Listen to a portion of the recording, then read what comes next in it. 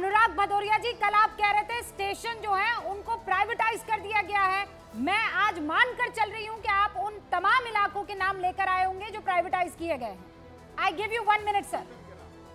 अब मैं बोल लूं, देखिए इस देश के अंदर में जितने भी अभी नए जो इन्होंने नए स्टेशन बनाए सब प्राइवेट के हाथों देके कॉन्ट्रैक्चुअल उसको कॉन्ट्रैक्ट दे दिया गया। हर चीज वहां पे कॉन्ट्रैक्ट पे बिकती है। पहले क्या होती थी, सरकारी होता था, सरकारी वहां पे दुकानें होती थी, सरकारी वहां पे जगह होती थी, सरकार को पैसा जा। अभी क्या हो गया, सब प्राइवेट के हाथों में आपने दे दिया। पूरी आप स्टेशन पे चले जाइए, सारे लोग प्राइवेट के हाथों, माने एक एक दुकान प्राइवेट के हाथों में है, वहां पे सारा कंस्ट्रक्शन प्राइवेट के हाथों में। उसके बाद कौन सा स्टेशन वो उसका पैसा उनको देते हैं सरकार को। क्यों भाई आप ये बताइए क्या बताइए, सरकारी जो कैंटीन सरकारी नहीं होनी चाहिए? मैं आपसे पूछता हूँ, कैंटीन सरकारी नहीं होनी चाहिए? आप प्राइवेट के हाथ में कैंटीन क्यों दे रहे हो? क्या संपत्ति सरकार की और प्राइवेट के हाथ में कैंटीन दे रहे हो? इसका क्या मतलब हुआ? मैं आपसे जानना चाहता हूँ। ये नहीं रुकेंगे, और दूसरी बात, पहली बात पार्टी के समय में मुझे लगता है कि आज जनता ये भी देख रही होगी कि चर्चा से कौन भागने के लिए इस प्रकार से लगातार बोलते हैं, हर डिबेट को बिगाड़ते हैं। पिछले 2 साल से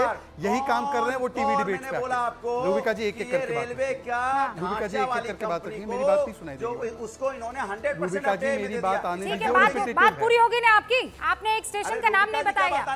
स्टेशन का नाम बताइए, नाम स्टेशन का नाम जो निजीकरण हुआ है। रूबिका जी मैं अपनी बात रख लूं। किस स्टेशन का निजीकरण हुआ? समझ आ रहा है क्या रूबिका जी? ये इतनी तेज तो बोल रहा हूँ, उसके बाद नहीं समझ आ रहा है। 1988 में मैं न्यूज 18 से रिक्वेस्ट करूंगा कि मेरी बात को आने दें, क्योंकि वो ऐसे ही डिस्ट्रैक्ट करेंगे, बोलने नहीं देंगे, वो लगातार बोलते रहेंगे। उनकी ट्रेनिंग है, 2 साल से कर रहे हैं हमारी डिबेट को। आप 30% पे प्लीज रूबिका, समय बर्बाद हो रहा है। मैंने आपको 1 मिनट दे दिया, अब आप कह रहे हैं मात्र 20 सेकंड विदाउट इंटरप्शन। इसको बताइए। ओके, स्क्रीन पर शहजाद पूनावाला, मात्र 20 सेकंड। ओके, पीएसयू पर जो विनिवेश की बात कर रहे हैं, बताइए जवाब। इन्होंने अभी कहा कि रेलवे स्टेशन किसी प्राइवेट को दे दिया। मैं उनको फिर से चुनौती दे रहा हूं कि एक रेलवे स्टेशन का नाम बता दो जिसको प्राइवेट को दे दिया। फिर उन्होंने कहा कि नहीं दुकानें वहां पर प्राइवेट चलाती, दुकानें तो प्राइवेट बहुत सारी जगहों पे चलती है। और ये पॉलिसी तो ममता बनर्जी ने शुरू की थी कि कुछ सर्विसेज को आउटसोर्स करना है, उसको आउटसोर्सिंग कहते हैं, प्राइवेटाइजेशन नहीं कहते। मान लीजिए कि अब ये न्यूज 18 की बिल्डिंग है, न्यूज 18 का यहाँ पे दफ्तर है, न्यूज 18 ने पर सबवे को या किसी और को यहाँ पर स्टॉल चलाने दिया, तो प्राइवेटाइज कर दिया, उनको दे दिया क्या?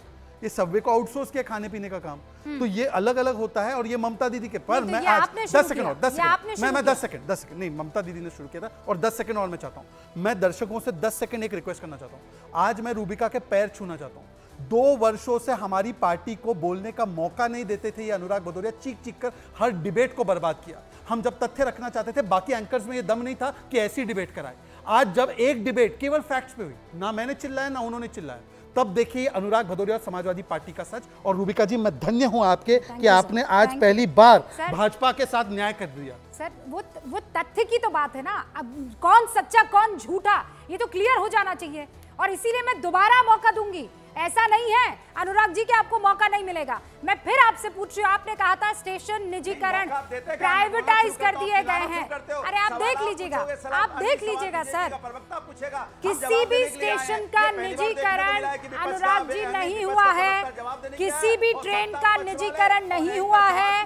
रेलवे एक स्ट्रेटेजिक सेक्टर है। केंद्र सरकार 150 जोड़ी नई ट्रेन को पीपीपी मोड पर चलाने की बात कह रही थी, लेकिन जो ट्रेनें इस वक्त चल रही है उस योजना का उस पीपीपी मॉडल से कोई लेना देना नहीं है। मैं वापस आपसे कह रही हूं रेलवे के निजीकरण पर। और ये जो शुरुआत हुई थी, वरुण जी बताइए, ये मेंटेनेंस प्राइवेट को देने की शुरुआत क्या मोदी ने की है?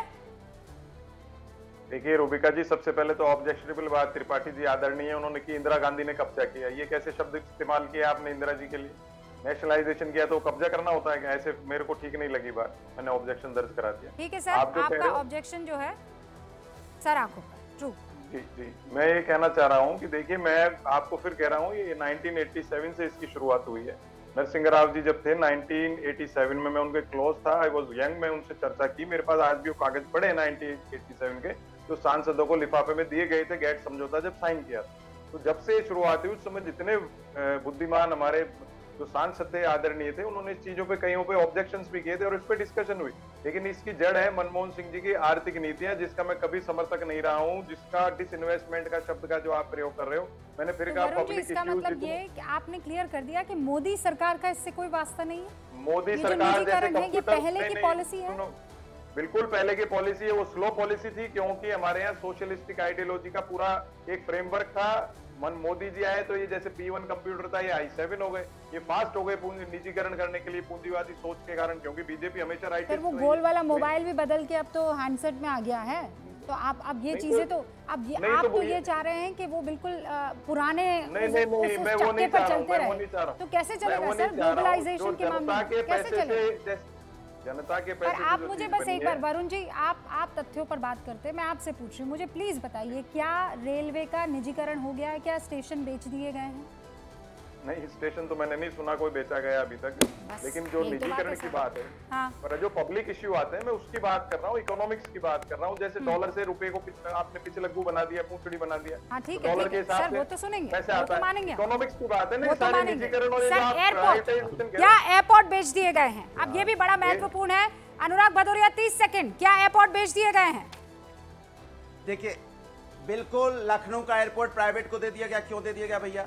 लखनऊ का एयरपोर्ट तो सरकार का था, उसने प्राइवेट को क्यों दे दिया? मैं क्या गलत कह रहा हूँ, जरा इसमें बता दीजिए। दिया गया है और गारंटी से कह रहा हूँ दिया गया है। हाँ, इस सरकार ने जब से सरकार आई है तब से प्राइवेट लोगों को फायदा पहुंचाने के लिए आपने मेरा शब्द पकड़ा। मैंने कहा स्टेशन के अंदर में इन्होंने, आप फिर कमेंट्री देने लगे। आप अब मेरी बात सुन लीजिए ना, हम लोग यहाँ जवाब ही देने आए हैं क्या? मैंने आप भी सवाल पूछेंगे, बीजेपी का प्रवक्ता भी सवाल पूछेगा, सवाल विपक्ष से होगा और आप लोग सवाल पूछते रहेंगे दोनों मिलके। तो आप हम लोग हम जब अपनी बात कह लें तो थोड़ा चुप रह जाइए। मैंने कहा लखनऊ का नाम लेके बोल दिया, एयरपोर्ट प्राइवेट को दिया गया। सही कह रहे हैं, हमने बोला था स्टेशनों में आजकल प्राइवेट लोगों को कॉन्ट्रैक्ट देने लगा, फिर आप बोलने लगे।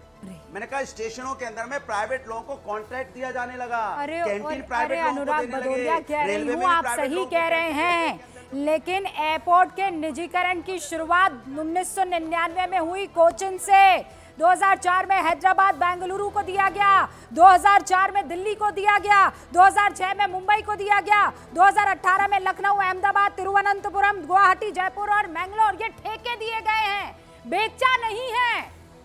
झूठ मत बोलिए, तथ्यों के साथ अपनी बात रखिए, जनता को समझ में आएगी।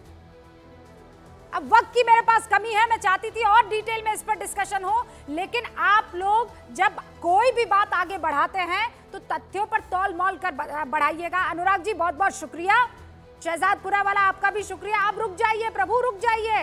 हर्षवर्धन जी, मलूक नागर जी, वरुण जी बहुत बहुत शुक्रिया। आप देखते रहिए न्यूज़ 18 इंडिया।